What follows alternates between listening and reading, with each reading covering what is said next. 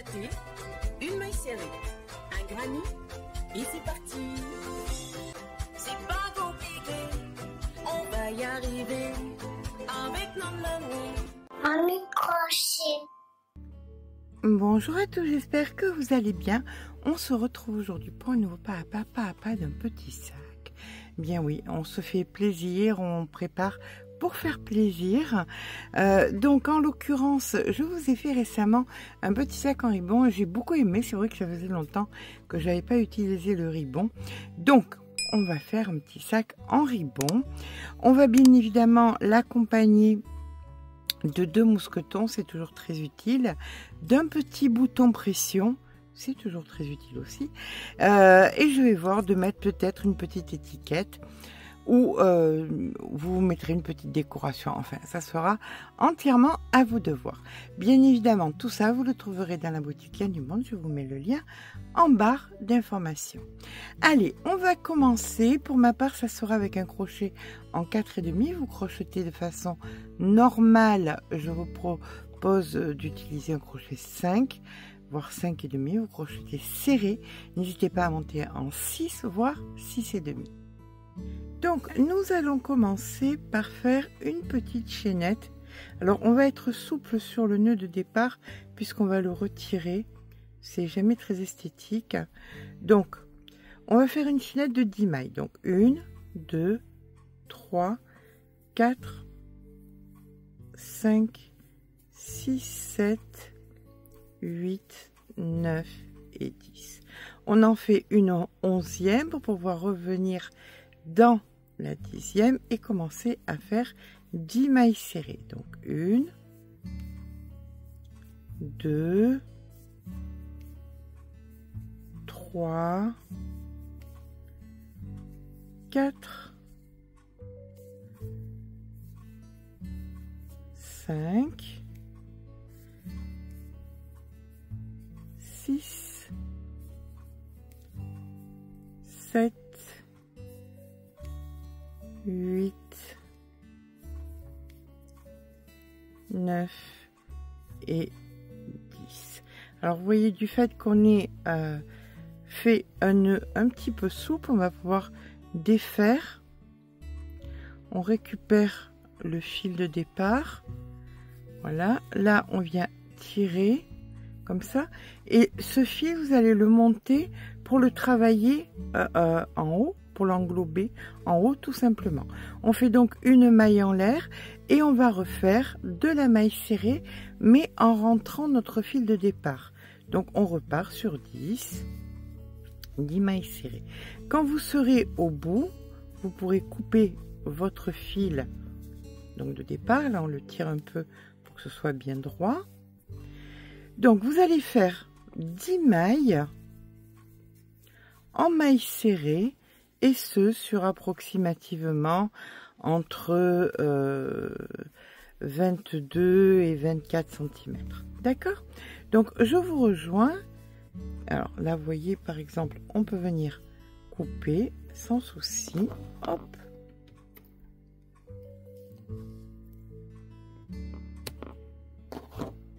c'est bien rentré.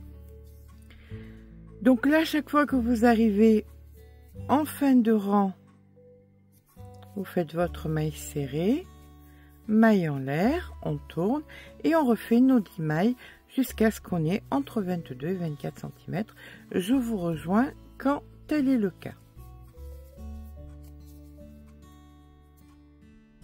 Donc voilà, quand on a approximativement 22 cm, on va venir faire une maille en l'air et là on va venir sur la totalité de la circonférence faire des mailles serrées. Alors on va prendre un petit marqueur, venir mettre notre première maille,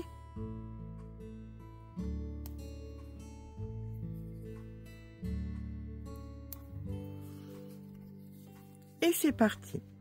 Donc on repique ici pour avoir la première, puis vous piquez à l'intérieur,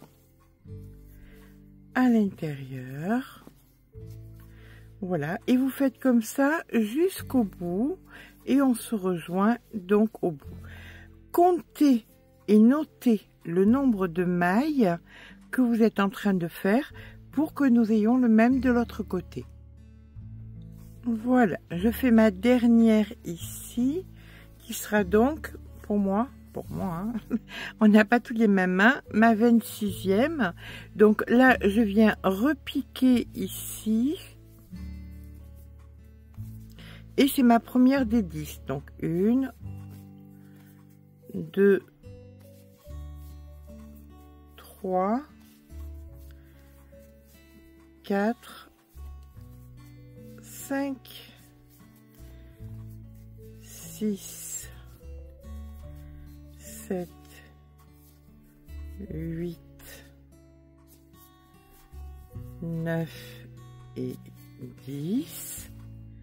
Et là, je fais comme tout à l'heure, je tourne et je viens repiquer ici.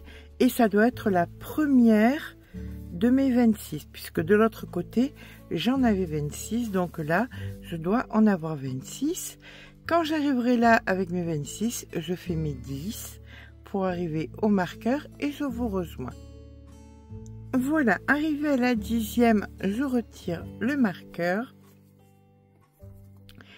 Et je vais venir maintenant donc dans la prochaine ici en brin arrière. Néanmoins, je remets le marqueur dans ma 10e, juste ici. Et là, je vais faire tout mon rang en brin arrière.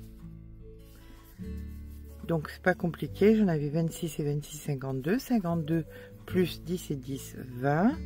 Donc 52 et 20, 72. Donc je dois avoir un total de 72 mailles. Je vous rejoins quand j'ai fait tous mes brins arrière. Voilà, je termine ici avec la 72e. Et à partir de maintenant, on va travailler de façon circulaire. De la façon suivante. Dans la prochaine, vous allez venir faire. Maintenant, on prend les deux brins de la maille, d'accord? Vous allez venir donc faire une maille serrée.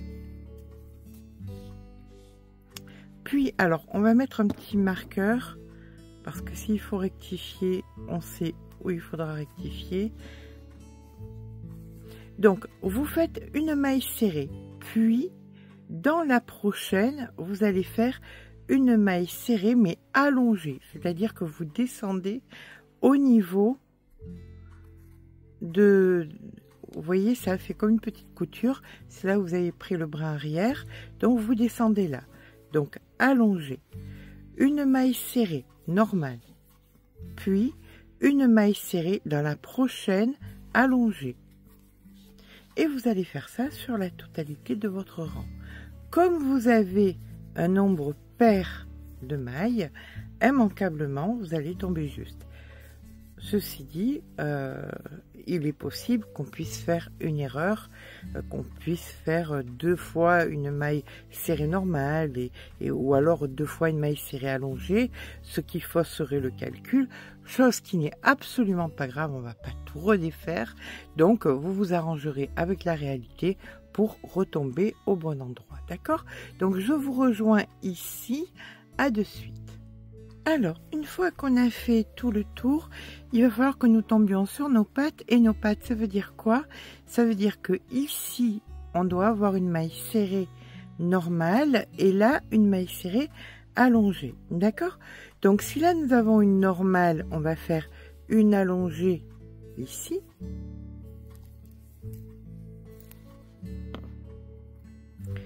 Là où nous avons le marqueur, on va faire une normale et on va refaire par-dessus ici une allongée qui nous permettra donc de pouvoir repartir avec le bon nombre de mailles. Et là maintenant, ben écoutez, ça va être simplement, alors là vous faites allongée, bien évidemment, la normale, sur celle d'après, allongée, sur celle qui suit, normale, et vous allez faire ça sur des rangs et des rangs et des rangs. On se retrouve donc quand on a une jolie hauteur.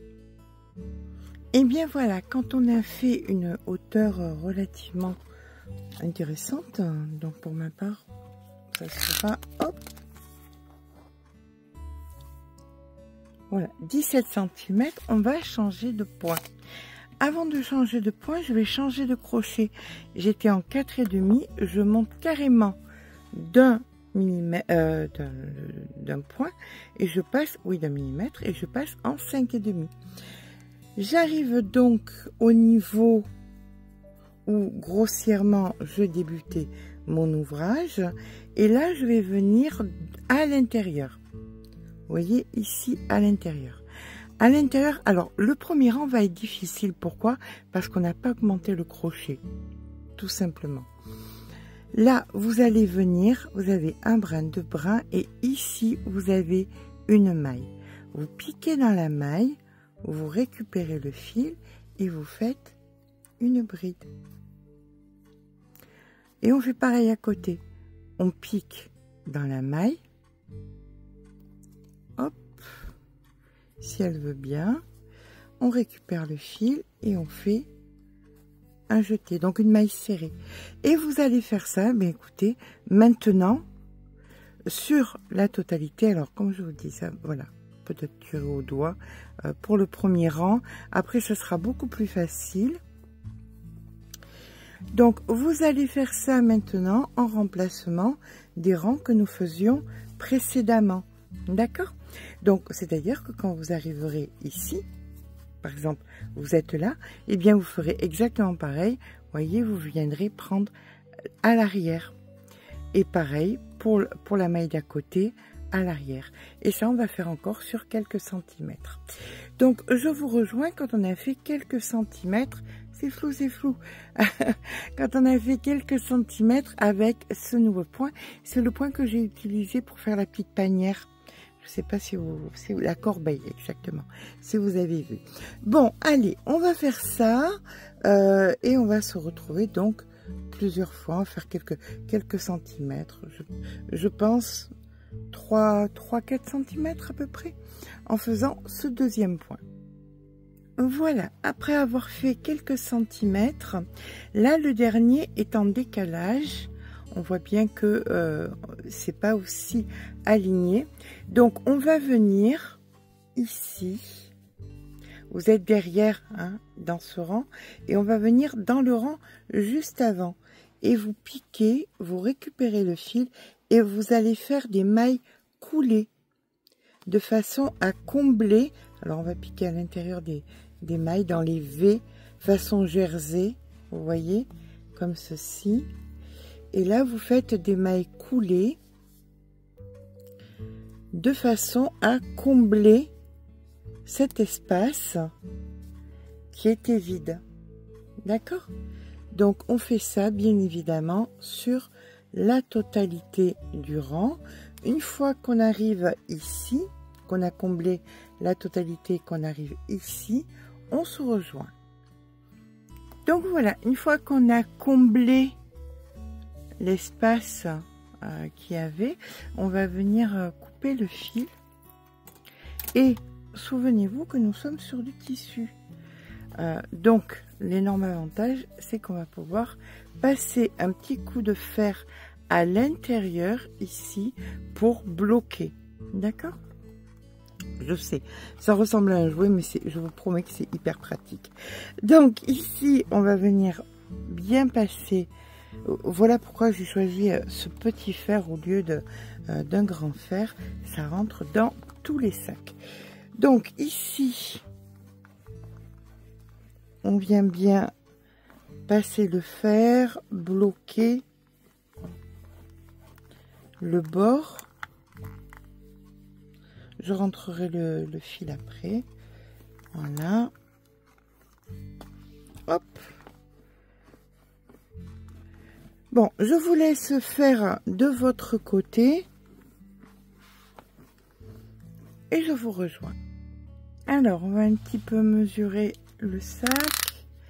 Nous avons 33 cm de largeur sur une hauteur de 20 cm et sur une profondeur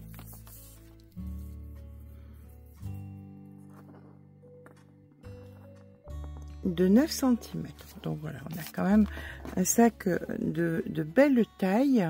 Et là maintenant nous allons faire l'anse. Voilà, donc pour faire l'anse, vous allez faire une chaînette. Non, le crochet est trop gros.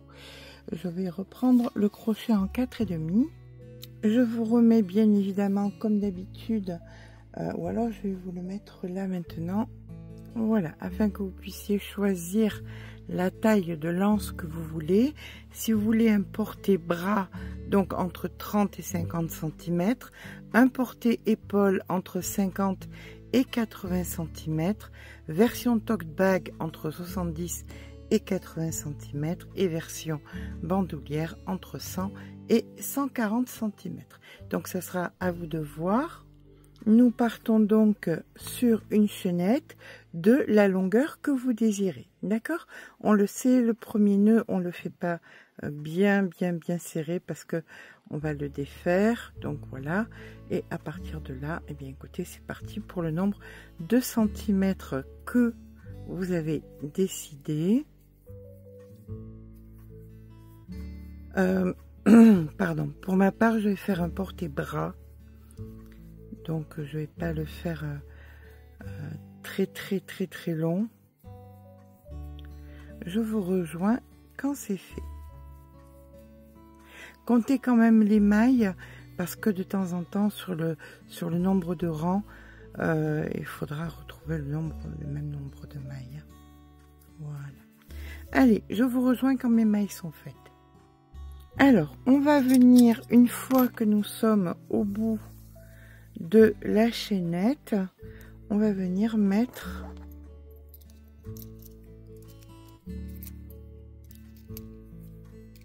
donc hop, on va faire une maille coulée comme ceci, et là maintenant vous n'allez faire que des rangs de mailles coulées. Quand on arrivera de l'autre côté, on viendra mettre le deuxième mousqueton. Donc ce n'est uniquement que de la maille coulée qu'on fait, d'accord? Je vous rejoins donc de l'autre côté pour pouvoir mettre le mousqueton, et après je vous laisserai faire vos rangs de mailles coulées sur la longueur de l'anse que vous aurez choisi. Voilà, quand vous avez la longueur qui vous convient, comme je vous ai dit, moi je voulais quelque chose porté-bras. Donc je finis avec ma maille ici, et là je vais venir passer donc pour venir faire la maille coulée sur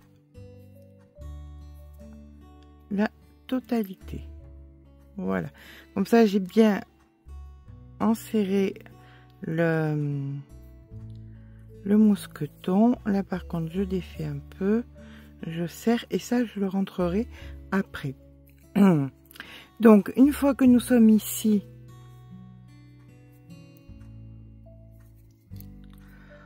crochet à l'intérieur, on récupère le fil, on fait une maille coulée, et là maintenant vous allez faire des mailles coulées sur la totalité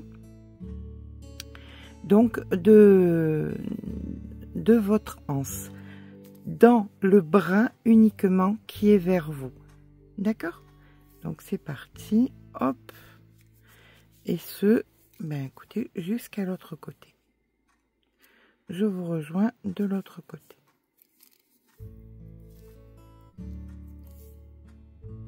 Voilà, quand on arrive donc au bout, maille coulée, on passe le crochet à travers, on récupère le fil, maille coulée, on revient, hop, de l'autre côté. Donc là, on vient passer le fil derrière, comme ceci, Et dans le brin qui est vers nous, on refait un rang de mailles coulées. Et vous allez faire comme ça, d'un bout à l'autre, exactement pareil, exactement la même chose. Donc sur une épaisseur d'approximativement 3-4 cm. D'accord ? Je vous rejoins. N'oubliez pas, bien évidemment, de passer dans les mousquetons chaque fois d'un côté et l'autre pour que ce soit bien tenu à dessus. Voilà, quand on a fait quelques centimètres, eh bien on vient encore une fois chercher ici. Et là maintenant, il va falloir que nous joignions les deux parties ensemble. Donc nous allons à présent couper le fil sur une soixantaine de centimètres approximativement. Prendre une aiguille à bout émoussé, c'est très important. Et nous allons joindre une maille dans une maille. Donc vous venez prendre votre maille ici et vous prenez la maille qui est en haut.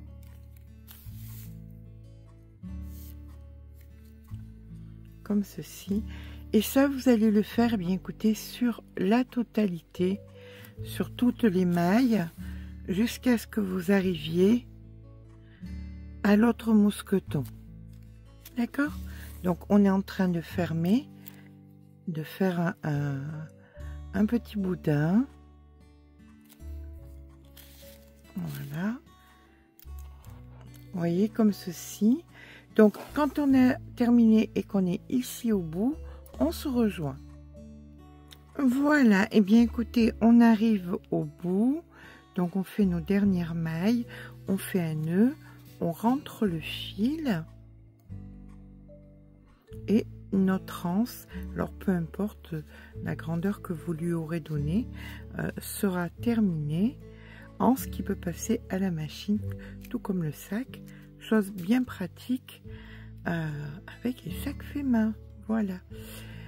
Donc, alors, en attendant, ce que je vous préconise, je vais vous laisser faire par vous-même, c'est de venir coudre donc le bouton pression et de venir mettre la petite étiquette. Comme ça, on avance bien. À tout à l'heure. Et bien voilà, une fois que nous avons mis le bouton pression, voilà, de façon à pouvoir fermer, hop, notre sac comme ça, on va venir mettre maintenant donc l'anse, la bandoulière, ça dépend de quelle grandeur vous aurez choisi de le faire. Donc hop, on pose et on vient accrocher notre anse. Alors ce qu'il y a de bien, c'est que vous pouvez changer et mettre une chaînette un peu longue. Donc voilà, une fois que nous avons mis l'anse, donc vous, ça peut être la bandoulière, ce sera entièrement à vous de voir. Vous pouvez mettre aussi, comme je vous disais, en plus ou vous l'accrochez directement sur le sac. Alors peut-être qu'il y aura un kit et peut-être qu'il y aura les deux. Vous aurez la possibilité de avec ou sans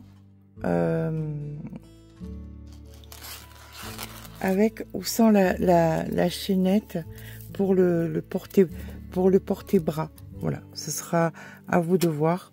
Je vais en parler avec Liane du Monde pour voir si c'est possible de vous faire ça, de vous faire la possibilité que vous ayez ou le kit du sac tout seul, ou le kit avec la possibilité d'avoir la chaîne pour le porter-bras. J'espère que ce petit pas à pas vous aura plu. Si c'est le cas, n'hésitez pas à mettre un petit pouce en l'air, ça fait toujours plaisir. N'hésitez pas à vous abonner. Sur ce, je vous fais de gros bisous et je vous dis à très vite pour un nouveau tuto.